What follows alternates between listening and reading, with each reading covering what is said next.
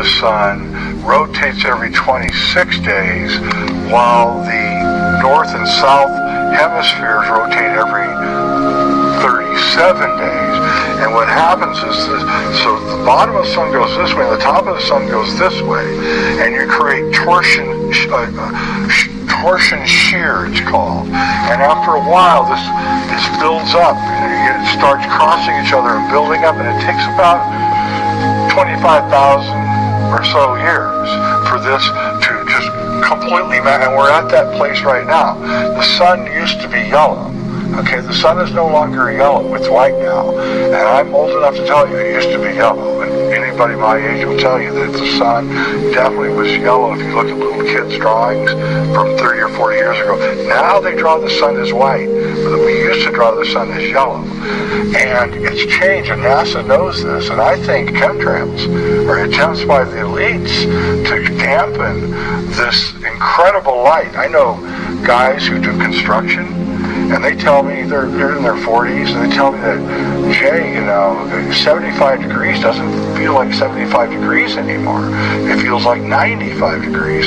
He says, it says 75 degrees, but I'm absolutely toasting on the roof of the house that I'm in. And I said, that's because the UV is through the roof. They've never seen UV like the ultraviolet, like they see it right now. And NASA doesn't know what to do. They're actually changing their whole idea about how to carbon date and everything, because the sun is not a stable star. They now know it. When I first came out with my work about 15 years ago, NASA called me an alarmist and said, he's an alarmist, don't pay attention. Now NASA's really concerned about this and is advocating putting generators on nuclear power plants, because if you have one of these, an EMP will happen and everything will be wiped out, and they're really, really worried about it. So in 15 years, they've changed their mind, and it's good. And I've been told the same thing, that they're really working overtime to try to make it. And there's different kinds. I've noticed that there's different kinds of chemtrails now. There's new kinds. There used to be just streaks in the sky that would blossom and connect to each other and create a silvery sheen blocking the sun. But now there's little spots that grow into clouds, odd-looking shaped clouds. And our beautiful weather in Colorado has really been kind of destroyed by these things. It's like almost every day, the silver sheen appears in the sky, destroying our bright blue sky, and it's getting kind of disconcerting. And you look at the drought-resistant seeds that Monsanto is developing, and it's like, why are you doing that, And they're worried about something. And this goes back into, the Al Gore, global warming, it's all our fault. Well, it's not our fault. It's the sun that's causing all the heat to go up. It's not the humans. I'm not saying I'm for pollution, I'm not, but I'm saying, one volcano going off puts out more pollution than, we do. And it's not that, although I think we should cool it on the pollution, but we've got to look at the sun. That's where the real problem is. That's what generates weather, nothing.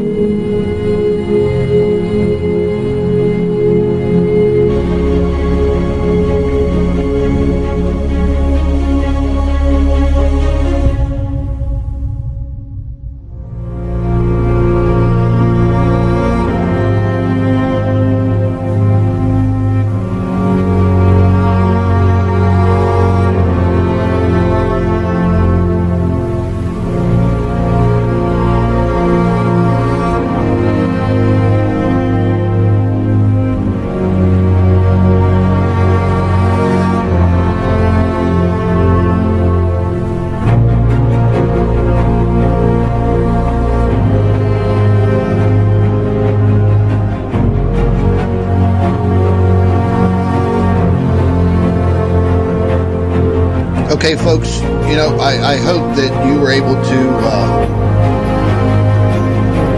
understand what this man is saying. So I'll explain one thing here real quick. In the beginning, he was talking about the sun's internal rotation. The sun and the southern cap of the sun rotate differently and at different speeds than the equator. So every 37 days, the top of the sun and the bottom of the sun rotate 360 degrees.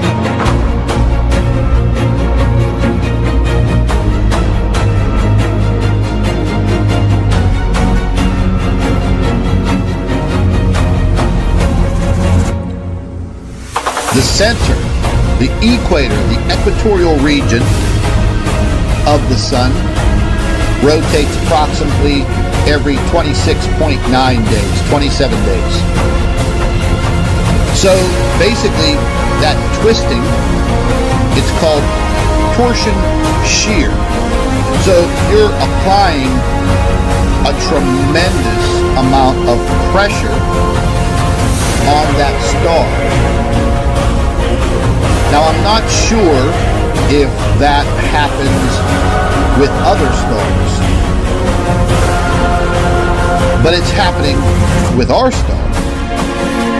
Now, what he's talking about, scientists have known for a very, very long time, decades and decades and decades, they've known that the polar regions of the sun rotate slower than the equatorial region, therefore torquing the sun. Going back through ancient history, I guess they were able to determine that about every 25,000 years this situation occurs. When that torque is placed on the sun, I guess it takes about 25,000 years. And then boom, that explosion occurs. That massive solar flare occurs.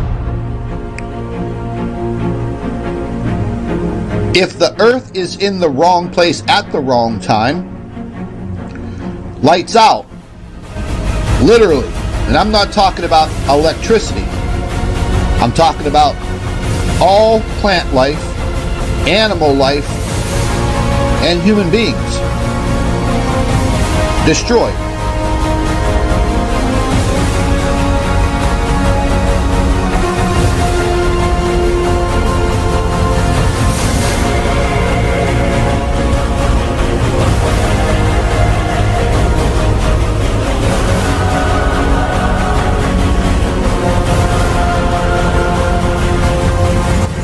And I'll show you point blank.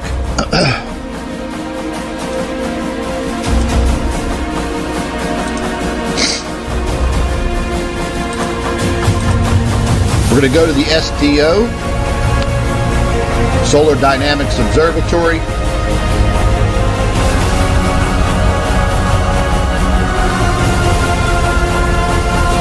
And this is our extreme ultraviolet view of the sun right now. This is a 48-hour loop. One of the major causes of these earthquakes here on our planet is the induction of these heavily charged particles